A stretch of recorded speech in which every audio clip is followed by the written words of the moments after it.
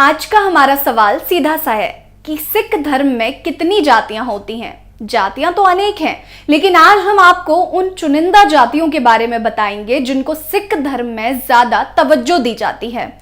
जाति प्रथा को मानना और इसे महत्व देना सिखों के उसूलों के खिलाफ है, लेकिन भारत में जाति प्रथा का होना बड़ी आम बात है। जाति व्यवस्था सिर्फ समाज से ताल्लुक रखती है और इसका धार्मिकता या ईश्वर से कोई भी लेना देना नहीं होता।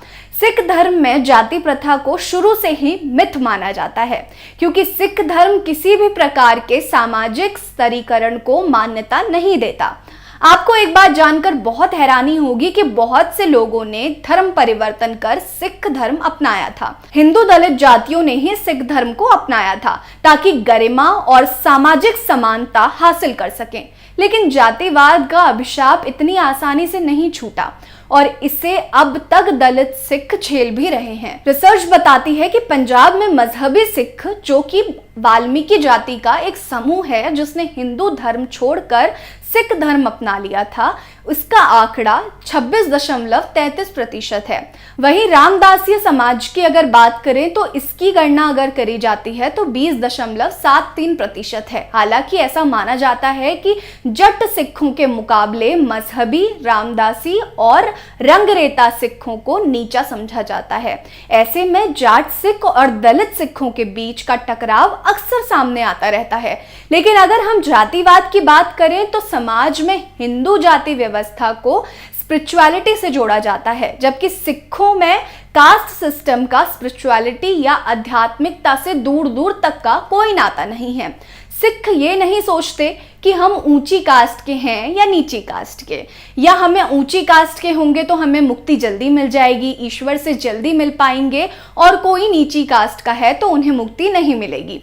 माना जाता है कि सिखों में कास्ट सिस्टम को मान्यता नहीं दी जाती, लेकिन इसके बावजूद ये कल्चरली मौजूद होता है। सिखों में जाति का इस्तेमाल एक समय पर गर्वित महसूस करने के लिए किया जाता था। हालांकि आज के वक्त में कास्ट सिस्टम खत्म होता नजर आ रहा है। गुरु गोविंद सिंह जी ने खुद ही कहा था, 4 वरन एक वरन कहाऊं, तभी गुरु गोविंद नाम कहाऊं, जिसका अर्थ है कि जब मैं चारों जातियों को एक कर दूं तभी मैं गुरु गोविंद सिंह के नाम से माना जाऊं या कहलाऊं। ये तो जग जाहिर है कि जातिवाद, भेदभाव, छुआछूत को खत्म करने के लिए और बराबरी का दर्जा देने के लिए सिखों का बहुत बड़ा योगदान रहा है। वो सिख ही थे जिन्होंने ब्राह्मणवादी, रूढ़िवादी का जमकर विरोध किया था। जाहिर है कि पंजाब एक ऐसा राज्य है जहां जातिवाद प्रथा दक्षिणी और पश्चिमी राज्यों के मुकाबले बेहद ही कम है। इसके अलावा सिखों के गुरु ने समाज सुधार में बड़ा योगदान दिया है। जातिवाद और छुआछूत को कम करने के लिए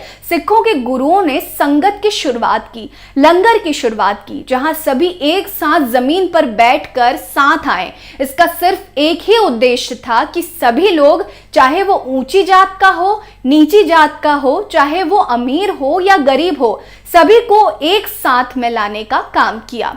इस पहल को एक नए सुधार आंदोलन के तौर पर भी देखा गया।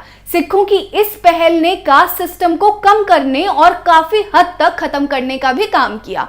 सिखों के कारण ही कास्ट सिस्टम को कम करने का मौका मिला। उनके लंगर और संगत की पहल ने लोगों में एकता और बराबरी का संदेश दिया। आज की तारीख में समाज में बदलाव आ चुका है, जहां जाति की कोई भी जगह नहीं है। आज हम इन सब से ऊपर उठकर इंसानियत और मानवता को प्रायोरिटी दे रहे हैं, और गुरु गोविंद सिंह जी ने भी हमें यही पाठ पढ़ाया और सिखाया है, जिसका हमें पालन करना चाहिए और आने वाली पीढ़ियों को भी यही सिखाना चाहिए। जाति और कास्टिज्म का शुरू से ही सिखों में कोई भी चलन नहीं है। वो हमेशा से इंसानियत को ज्यादा प्रायोरिटी देते हैं। आपको क्या लगता है? आप भी हमें कमेंट सेक्शन में कमेंट करके जरूर बताइएगा। बने रहिए हमारे साथ, तब तक के लिए नमस्कार।